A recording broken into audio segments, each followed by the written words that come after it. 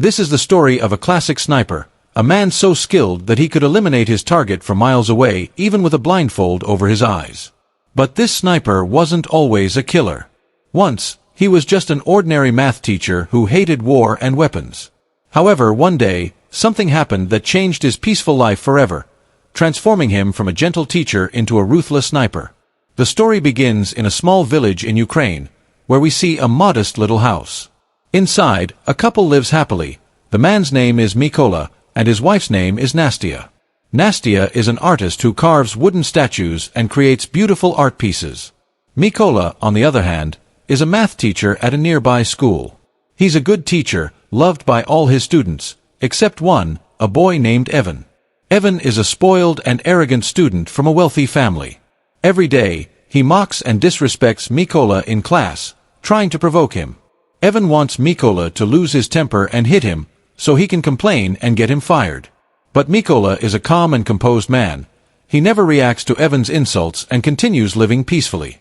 Mykola's home has no modern electronics like a TV or radio, so he's often unaware of what's happening in the outside world. One day at school, he hears breaking news on TV. Russia has attacked Ukraine. Many soldiers have been killed, and Russian forces have occupied several regions. That evening, when Mykola returns home, he receives some wonderful news. His wife Nastia is pregnant. Overjoyed, the couple celebrates, excited to become parents soon.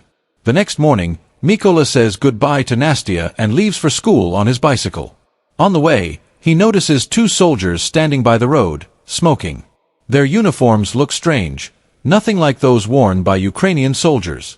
Mykola finds it odd, but assumes that maybe the government changed the army's uniforms recently. So, he ignores it and continues to school. When he arrives, he finds the school completely empty. Not a single child has shown up. The silence feels unsettling. He turns on the TV and learns that Russian soldiers have invaded Ukraine and taken control of many areas. At that moment, he realizes the soldiers he saw earlier weren't Ukrainian at all. They were Russians. They turned out to be Russian. Realizing this, Mykola worried for his wife. She was alone at home. He jumped on his bicycle and raced back, but it was already too late. When Mykola reached home, he saw the two soldiers brutally beating his wife. He tried to save her, but the soldiers beat him as well. Mykola begged them, "Please don't kill my wife, she's pregnant." The soldiers paid no heed and continued to beat them both. A little while later a Russian soldier searched the house. Finding nothing of value, he flew into a rage, set Mykola's home on fire, and left. Watching their house burn, Nastia became frantic with anger. She grabbed a stone and started attacking the Russian soldiers. Seeing this, one soldier fired his gun. Nastia fell and died on the spot. Mykola felt the ground disappear beneath his feet. He ran to his wife, took her in his arms, and sobbed uncontrollably. Hours later 2 Ukrainian soldiers came by. Seeing Nastia dead, they felt deep sorrow. One put a hand on Mykola's shoulder and urged him not to lose hope. The two soldiers began to dig a grave for Nastia and told Mykola to bury her there. After his wife's death, Mykola was completely broken, utterly alone. The Russian soldiers had not only killed his wife but had burned his home and taken from him the child he would never meet. Rage for revenge consumed him. He vowed he would do whatever it took to kill the Russian who had shot his wife. There was only one way to get that chance: join the Ukrainian soldiers. Mykola begged the two Ukrainian soldiers, "Please take me with you. I want to join the army." They agreed, put him in their vehicle, and drove him to the military base. Before leaving, Mykola took with him the small wooden statue his wife had carved, a keepsake she had made, meant to protect him.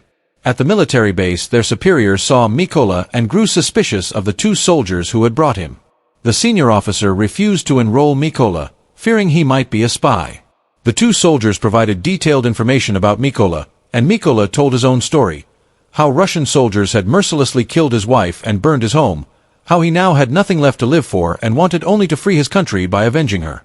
Hearing this, his training began the very next day. Because Mykola had been an ordinary schoolteacher all his life, training was extremely hard for him. He had taught math and had no knowledge of weapons. When the other soldiers were assembling their rifles, Mykola was slow. He was the last to finish. Seeing this, the officer doubted Mykola would ever become a good soldier, But Mikola did not give up. Mikola stayed determined and focused on his training. One night, during a training session, he told his superior not to call him by his real name. From now on, his code name would be Raven. Hearing that, everyone burst into laughter. The senior officer told him that code names aren't given so easily. A soldier must first achieve something extraordinary for the country to earn one. Mikola didn't take this negatively. Instead, it motivated him to work even harder. While everyone else slept at night, he continued to practice and learn on his own. One day, the senior officer gathered all the soldiers and announced that they were short on snipers. They needed to increase their numbers to fight back against the Russians. He asked who among them wanted to become a sniper. A few soldiers stood up, and among them was Mikola. Seeing him volunteer, everyone laughed again. His superior looked at him and said, "You're not ready to be a sniper. You can't even assemble and disassemble a gun properly. Becoming a sniper is far beyond your ability." But Mikola replied, "I can be a good sniper. I just need one chance to prove myself." The senior officer smirked and said, "Fine. You have 20 seconds to assemble this gun." To prove himself, Mikola blindfolded his eyes and began working swiftly. He disassembled and reassembled the weapon flawlessly, in just 18 seconds. Everyone was stunned by his speed and precision. The same people who laughed at him moments ago were now clapping. Even the senior officer was impressed, and after witnessing his skill, he officially accepted Mikola into sniper training. During training, Mikola was handed an old, outdated rifle, while the others received modern weapons. Frustrated, he asked for a modern one too. The senior officer replied, "If you want that gun, you'll have to earn it." Mikola had no choice but to take what he was given and continue. As part of sniper training, the officer taught them that no matter what happens, a sniper never moves, not even an inch, from his position. To test this, he fired bullets near each sniper. Anyone who flinched or moved was immediately disqualified. When Mikola's turn came, he didn't move at all, steady, focused, holding his aim. He passed the test perfectly. The next challenge was even tougher. Each sniper would be shown their target once, and then their eyes would be covered with a blackboard. They had to estimate the position and shoot based on memory and calculation.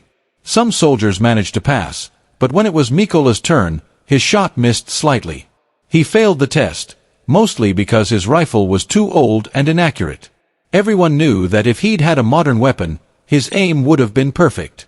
The next test was the hardest yet. The snipers had to hit their targets under a flare's light, in total darkness. The officer fired a flare into the sky, and everyone took their shots, but no one hit the target. Only Mikola didn't shoot. Instead, he studied the flare's light, measured the distance to the target using his mathematical skills, and after calculating the perfect trajectory, he fired one single shot. It hit the target dead center. Everyone, including his superior, was astonished. No one had ever completed that task before, only Mikola did. Deeply impressed, the senior finally gave him his desired code name, Raven.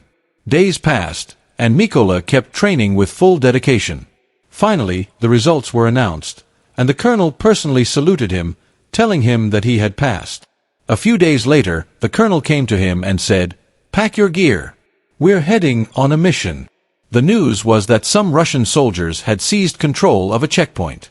That's where the real story began. Mikola's team reached the location, took positions, and prepared to fire. Just as they were about to eliminate the Russian soldiers, they spotted a vehicle approaching the checkpoint. The colonel ordered everyone to hold fire. The Russians stopped the car, made the passengers step out, checked their passports, and searched the vehicle. Finding nothing suspicious, they let them go but kept their passports. When the travelers asked for them back, the Russians started beating them. Seeing this, the colonel gave the order to open fire, and within moments, all the Ukrainian snipers took their shots, killing the Russian soldiers instantly. Their first mission was a complete success. When they returned to base, Mikola noticed that many of his comrades were missing. Concerned, he asked, "Where are the others?" He was told that they had been sent on another mission. The next day, devastating news arrived. Most of his teammates had been killed during that mission. All of them had been taken out by a single Russian sniper.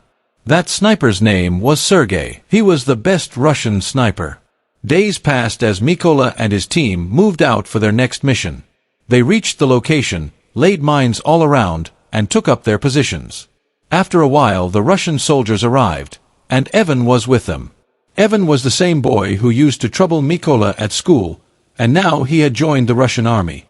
When the colonel gave the order to fire, Mykola hesitated. He did not want to kill his former student. For a moment his emotions overwhelmed him. Then he pushed those feelings aside, shot the mines they had placed, and a massive explosion followed. Evan and the other Russian soldiers were killed. After things were brought under control, the colonel angrily asked Mykola what he had been thinking when the order to fire was given. Mykola answered that one of the enemy soldiers had been his student and he did not want to kill him. The colonel explained that Mykola should not feel sorrow for Evan's death. On that ground, Evan was no longer a student but an enemy, and joining the Russian army had been Evan's own decision. There was no reason to grieve for him. They completed the mission and returned to base. The colonel trusted Mykola completely and spent much of his time with him. The colonel showed Mykola a family photo and told him that he had 3 people at home. His daughters didn't even know their father was a soldier. He had told them he worked in business, and his wife had never told the children that he was in the army. Mykola, in turn, told the colonel the whole story of how the Russian soldiers had mercilessly killed his wife. He became emotional while recounting it, and the colonel comforted him. The next morning they set out on another mission. This operation was crucial.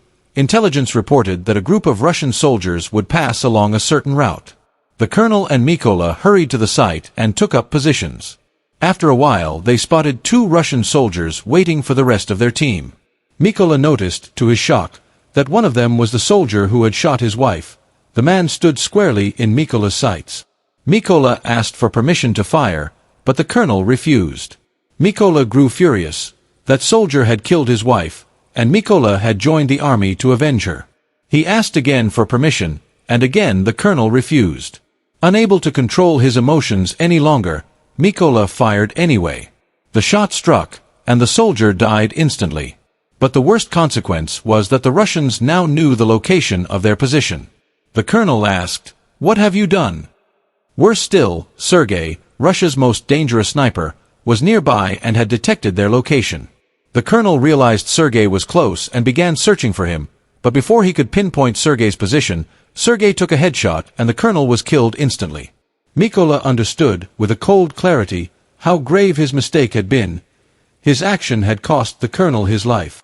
The Russians intensified their assault with heavy firing and bombardment. Seeing the situation collapse, Mykola decided to withdraw. He lifted the colonel's body and began to pull back from the position. He managed to break out of enemy territory and reached his base. Filled with remorse for the colonel's death and blaming himself, Mykola swore he would kill Sergei and avenge the colonel. Soon he learned of 2 Russian snipers and moved out immediately on his next mission. He reached their location, took aim, and shot down one of the snipers. During the engagement, the other sniper fired and hit Mykola in the side, but he refused to give up. Despite his wound, he managed to kill the second sniper as well.